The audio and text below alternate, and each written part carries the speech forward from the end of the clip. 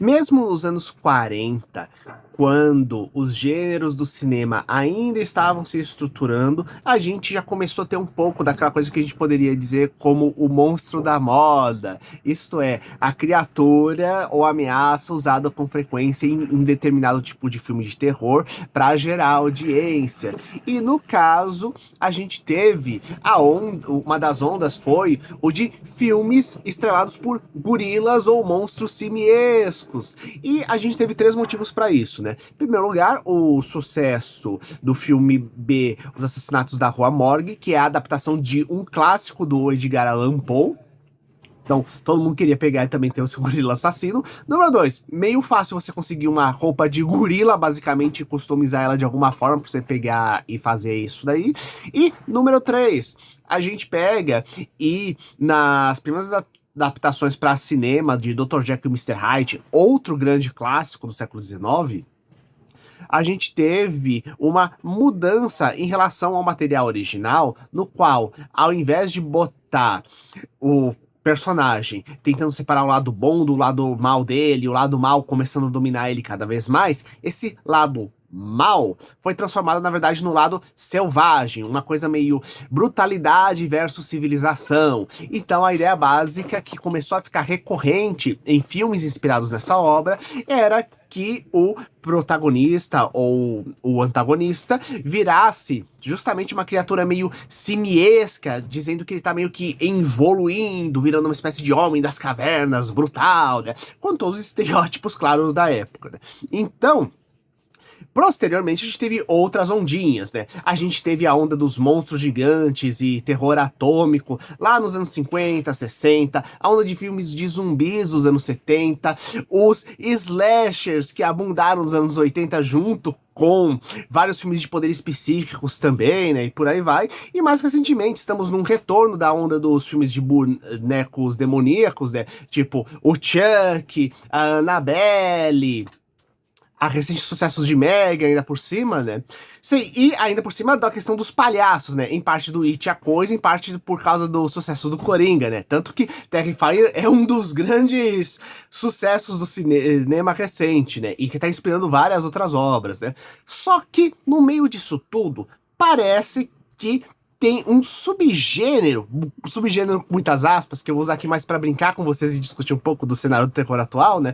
Que poderiam chamar de Bear Exploitation, porque olha, nós tivemos o Urso do Pó Branco sendo lançado nos últimos tempos, que é de um urso selvagem que após tomar uma droga começa a matar geral, que é meio uma comédia de terror inspirada numa tragédia real.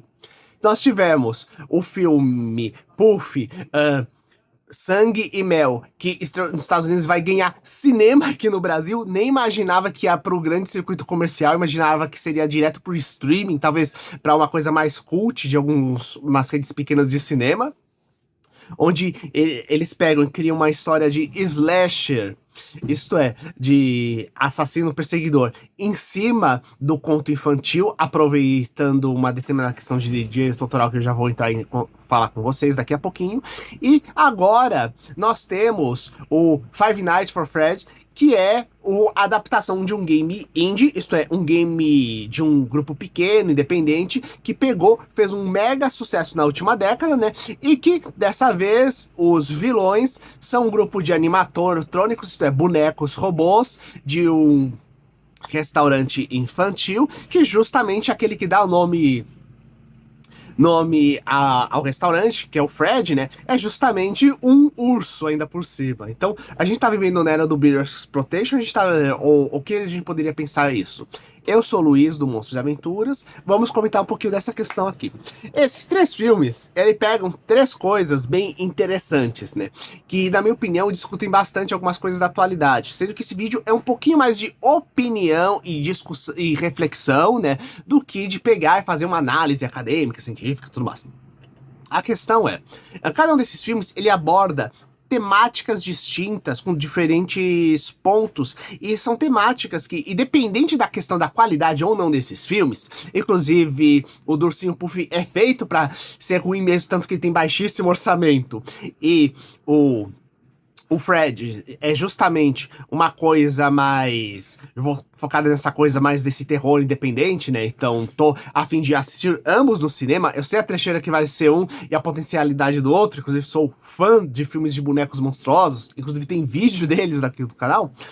A gente tem a questão de como eles retratam essa questão do terror. Porque, por exemplo, o do Urso do Pó Branco, na verdade, ele pega uma tragédia real e é muito aquela ideia clássica da revolta da natureza contra o homem após o homem ter feito alguma grande besteira. No caso, um grupo de traficantes que acaba pegando e caindo com uma droga no meio do mato e ocasiona tudo isso. É interessante a gente perceber que não deixa de ser uma forma em menor escala das ideias dos filmes de terror atômico, onde normalmente tinha um vazamento radioativo, tinha uma explosão atômica, aí então isso gerava monstros gigantes, onde metade dos filmes eram animais que ficaram gigantes, inclusive a gente tem o subgênero meio que dos insetos gigantes e deles também das aranhas gigantes, que se origina justamente dessa ideia, sabe? E a gente tá no momento atual onde realmente o meio ambiente tá indo pro saco, se a gente estão pegando como cuidar as coisas direitinho, e as mudanças climáticas estão num nível de irreversibilidade brutal, né? Então, as catástrofes climáticas estão cada vez maiores, mesmo o último vírus que assolou a humanidade tá relacionado diretamente com a questão do tráfico ilegal de animais e das péssimas condições de tratos deles, resultando nas mais diversas combinações de micro-organismos e mutações sendo geradas a partir daí. Tanto que é o seguinte, essa parte que é uma das questões principais da origem do vírus da Covid, ela pouquíssimo é retratado em jornais, grande mídia, etc, sabe? Inclusive por quê? Porque é um mercado multimilionário. Inclusive, mesmo as leis ambientais do Brasil teoricamente sendo grandes e fortes, a aplicabilidade delas é péssima para traficante de animais ou quem faz maltrato, sabe? Então, é uma importante discussão a ser feita nos dias de hoje, e aí não deixa de pegar parte dessa vibe. E numa linha mais terror, comédia, uma coisa mais entretenimento, né? Vamos pegar um tema importante e vamos ajudar a rir um pouco pra gente lidar com ele, diga-se de passagem, né? Mas é uma questão interessante que a gente pode pensar que outros filmes vão ser feitos a partir disso, né? E a gente já viu que tem umas ideias. Tem um do Crocodilo, que também tomou uma substância que deve pegar e sair mais pra frente, né? Tem, inclusive, aqui no canal a gente já fez resenha do filme de crocodilos gigantes versus cobras gigantes que vocês podem ver aqui dentro do canal, que trata justamente de cobras onde foram feitos experimentos científicos versus crocodilos onde injetaram anabolizantes. Não façam isso, pelo amor de Deus, sabe? Então, temos essa questão da natureza que tem que ser bem trabalhada, sabe? E quando a gente vai pro Ursinho Puff, a gente tem duas questões importantes aí. Em primeiro lugar, temos uma quantidade enorme de obras clássicas que finalmente estão em domínio público. Para vocês terem ideia, a partir de 2024, 2025, as primeiras animações do Mickey entram em domínio público também. Não que você possa fazer o seu próprio Mickey. Na verdade, qualquer um pode fazer o seu um rato fofo herói, desde que não seja muito parecido com o Mickey, sabe? Mas as primeiras animações, elas caem em domínio público. Então, a quantidade de material que está sendo disponibilizado atualmente de histórias, uma nova leva de histórias clássicas, como os do H.G. Wells, que é o criador da Máquina do Tempo e Guerra dos Mundos, que tá finalmente qualquer um podendo trabalhar sem precisar pegar direitos autorais em cima, é enorme. Então, temos toda uma gama de possibilidades que ainda a gente vai ver nos próximos anos. Inclusive, tô torcendo pra uma boa versão nova de A Máquina do Tempo, por exemplo, ou dos contos de H.G. Wells, que tem umas coisas impressionantes. Tipo o clássico A Estranha Orquídea, de uma planta vampira, e que é uma das inspirações pra um outro filme clássico, que não é uma adaptação direta, mas como disse, se inspira, né? Que é A Pequena Loja de Horrores também. Quando será que vai sair esses tipos de materiais, gente? Inclusive você, escritor, faz games, música, gente, produz material, olha que coisa legal. A HGO está em domínio público, gente. Nesses materiais tem os do Ursinho Puff, material relativo ao Dumbo, o Peter Pan também. E o que acontece? Tem gente começando a fazer terror com eles. E pode parecer meio estranho, mas, gente, quando eu pegou e teve esse do Ursinho Puff, eu disse, eu vou pegar e vou ir atrás de obras que produzidas pela Disney, desenhos, que eles, justamente essa linha, que é Dumbo, Peter Pan e a continuação desse filme do Puff, que fez sucesso nos Estados Unidos, que vão tudo ganhar filmes de slasher pela mesma produtora, até onde entendi. Então fui atrás das obras dele, porque eu sabia que tinha umas polêmicas envolvendo, inclusive, a própria produção da Disney, as origens dela. Gente do céu, eu não pude fazer esse vídeo, porque, melhor, eu até poderia, mas seria um dos vídeos mais pesados do canal, cara. Então, sério, tem muitas questões envolvendo problemáticas de produção, distribuição, origem de certas histórias, que é deixado de lado porque tem grandes indústrias produzindo alta quantidade de dinheiro com ela e tá tudo preso por direitos autorais. Quando os direitos autorais vão pro saco, gente, finalmente dá pra você trabalhar em cima dessas questões importantes e começar a ver as coisas menos preto no branco, ver as coisas mais nas suas cinzentas que elas realmente são, né? Então, a gente pode imaginar que outros tipos de histórias o pessoal tá planejando aí de outros materiais, teoricamente, da nossa infância, revistos sobre esse novo tipo de ótica, sabe? Inclusive, tem um vídeo aqui no canal sobre o Brinquedos Macabros, que é um filme bem interessante de Natal, sobre brinquedos amaldiçoados, e lá eu falei o quanto, quando você trabalha com essa questão de brinquedo e coisas de infância, né, não deixa de ser uma forma de você trabalhar um pouco essa questão dos traumas que a gente tem de infância, né? Ou mesmo tinha algumas coisas que muita gente achava infantil quando criança, só que você, pequeno, achava meio medonho.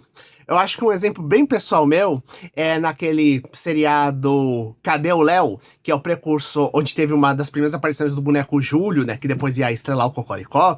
E o que acontece? Era um seriado com o qual eu tinha medo de assistir, porque adorava o Júlio, adorava... Não sei se o nome dele já era Júlio na época. O boneco Léo, que é o Leãozinho, que ele vai no mundo mágico buscar ele. Mas, gente, eu tinha pavor daquele boneco da bruxa. Nossa! Então, gente, imagina como você pegar e trabalhar algumas coisas aí. Antes pode ser feito. O que nos leva à emenda do próximo filme, que é justamente do Five Nights. Porque, gente, aqui a gente tá falando sobre bonecos animatrônicos, teoricamente festa infantil. Então, não deixa de ser uma forma de você poder pegar e trabalhar com essas questões associadas também, como o próprio Puff. Não tô dizendo que o filme do Puff é bom, gente. Eu estou falando, inclusive vou pegar, assistir para tirar minhas próprias conclusões.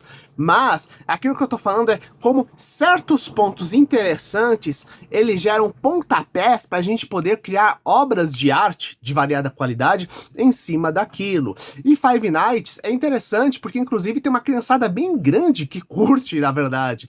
Inclusive, ele é muito, os jogos, eu tava vendo, que são muito coisa de jumpscare. Inclusive, fale aqui se vocês acham que seria legal eu jogar um dos jogos. Eu nunca joguei os jogos do Five Nights, porque jogos de susto, assim, não de terror como Resident Evil, mas jogos que dão susto, eu sempre tive um pé atrás. Então, se vocês acham que seria legal, inclusive, dão a dica de qual dos trocentos jogos vocês gostariam que eu comece, que você acha que seria legal, né? Eu vou até do 1 na ordem numérica e depois vou pros outros extras que foram criados, né? Ou tem algum pro qual eu vou direto, pulo outro, sabe? Vão falando aí. Mas é interessante o quanto essa questão pode ser trabalhada. Inclusive, é uma coisa bem legal que no trailer tá mostrando que além do protagonista, a segurança, que é comum nas histórias, a gente também tem a irmã dele, que só aparece meio como coadjuvante, até onde vi, ela, e mais precisamente como personagem de fundo de certas histórias, certos games. Não vou comentar muito porque eu não quero dar spoiler daquilo que eu assisti. Inclusive, parabéns pro Corey, que fez um documentário fantástico de 3 horas e meia de duração, comentando toda a história do Five Nights, né? E pra mim não vai ser spoiler do filme, porque ficou bem claro quando você vê o trailer e você vê as histórias, os negócios, que realmente eles pegaram o clima, o ambiente, os personagens, mas estão criando uma coisa própria pro cinema, sabe? Mas você tem uma criança, então dá pra você pegar e ter uma certa identificação. Não tô falando de uma criança assistir o filme, mas com o seu lado infantil dentro, lidando com aquilo, lidando com aquela situação, lidando com seus temores, sabe? Então, eu acho que essas são algumas coisas interessantes que dão para serem trabalhadas, que o cinema de terror tá começando a pegar e preparar. Pode ser que tenha uma leva muito grande de obras boas, pode ser que não tenha, seja limitado, mas eu gostaria de ouvir, de saber a opinião de vocês e saber se de repente a temática do urso vai continuar, vai ser uma coisa que vai começar a ser repetida por causa disso, inclusive porque a gente tem que lembrar que o urso é um personagem recorrente porque em várias histórias europeias, mitos e lendas, então dá para ser trabalhado de várias formas também.